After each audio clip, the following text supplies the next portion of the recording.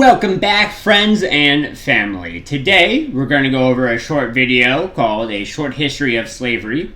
This is narrated by none other than the beautifully talented and physically beautiful as well, heart, mind, soul, spirit, and everything, Candance Owens. One of my favorite people in politics today, who I believe is a conservative, and is for sure fighting the woke mob mentality of the left. I believe she has started some sort of group called like Blaxit or something like that. Blixit, something to that effect.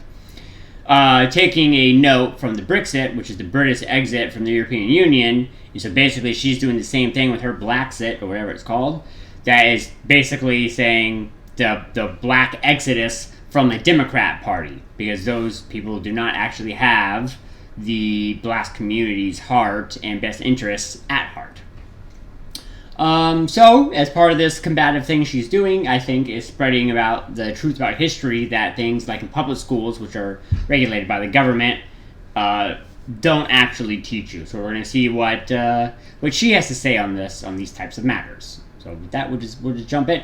Please leave a like, comment, give a thumbs up, all that kind of good stuff. I appreciate it. It supports me, supports the channel, helps my presence get out there to beat the algorithms and all those good stuff. So I really would appreciate it if you would. I don't stutter often, but I definitely just did on that one. So do it for the children. And now for a brief history of slavery. See, look at that makeup. On point, got the white and the blue background, white earrings, color contrast, and looks absolutely beautiful. Good job. Good job. Okay, so enough of the looks, now we gotta learn though. Yeah, switch compartmentalize, right? Let's see. Oops. What happened? Accidentally hit pause somehow. Or mute. Try that again. Let's say I didn't mess it up too much. And now for a brief history of slavery. Dope. Here's the first thing you need to know. Okay. Slavery was not invented by white people. Facts. It did not start in 1619 when the first slaves came to Jamestown. It existed before then. It did not start in 1492 when Columbus discovered the New World. In fact, when the intrepid explorer landed in the Bahamas, the native Taino tribe hoped that he would help them defeat their aggressive neighbors, the Caribs. The Caribs enslaved the Taino and, on occasion, served them for dinner. Slavery existed in Africa, Asia, and the Middle East. The word slave actually comes from the Slavs of Eastern Europe. Millions of them, all white by the way, were captured and enslaved by Muslims in the 9th century and later by the Ottoman Turks. Slavery existed when the Roman Empire controlled the Mediterranean and most of Europe from the 1st through the 5th centuries. Slavery existed when Alexander the Great conquered Persia in the 4th century BC. It was so common that Aristotle simply considered it natural. The slave master model was just how the world operated in the great philosopher's day. Slavery existed during the time of the ancient Egyptians 5,000 years ago. As far back as we can go in human history, we find slavery. As renowned historian John Steele Gordon notes from time immemorial, slaves were a major item of commerce. As much as a third of the population of the ancient world was enslaved. Here's the second thing you need to know. Okay, yeah, so we found out about the origin of slaves, kind of, slavery, was that it started all the way in the beginning of time, essentially, and that even if we didn't have a word for it before the Slavs, we now have a word for it. Reminds me of that fact that blue, if I remember correctly, was the last color discovered, if you will, because we didn't have a name for it, and if you don't have a name for it, how can you identify it? So basically, somebody on accident had to identify the color blue. They then called it blue, and then everyone else was able to see the color blue. It had a similar effect like that. What does that have to do with this? I don't know. But either way, super interesting. Oh, the origins of stuff. But I'm interested to see where else this goes. What's number two? What's number two? Let's find out. White people were the first to formally put an end to slavery. In 1833, Britain was the first country in the history of the world to pass a Slavery Abolition Act. They were quickly followed by France, who in 1848 abolished slavery in her many colonies. Then, of course, came the 13th Amendment in the United States Constitution.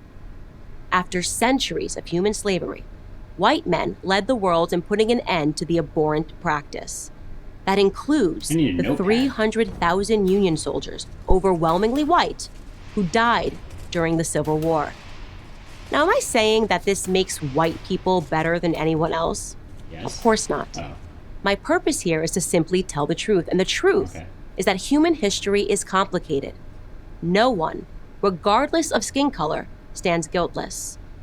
Yet today we are never told to consider the murderous Persian Empire or the cannibalism of indigenous tribes of North and South America or the heinous actions under the imperialistic Muslim, Chinese, Mongol, or Japanese empires, to name just a few. Instead, we're told that slavery is a white phenomenon. And like all persistent lies, this lie spawns a bunch of other lies. On social media, I come across extraordinary depictions about how Africans lived like pharaohs before Europeans came and laid waste to their paradise. They're called kings. I wish any of this were true, but it's not. It's a fantasy. The truth is that Africans were sold into slavery by other black Africans, and in many cases, sold for items as trivial as gin and mirrors. Whites didn't go into the interior and round up the natives. They waited on the coast for their black partners to bring them black bodies. The stark reality is that our lives had very little value to our ancestors. Here's the third thing you need to know. Yeah, that's true, but that's... Yeah, I was thinking about that when she was listing the empires that have reigned, I guess, that had slavery. I know she didn't say any African empires. With one of the biggest in history, the biggest in Africa, is Shaka Zulu's empire, of Shaka Zulu, I guess. He revolutionized warfare. He conquered. He has soldiers, essentially, that were extremely light, fast, mobile unit, much like what France had during the Napoleon eras, his tactics. The Mongolians on the horses. Different, but similar, right? That fast move, that lightning attack, blitzkrieg from the German World War II kind of stuff.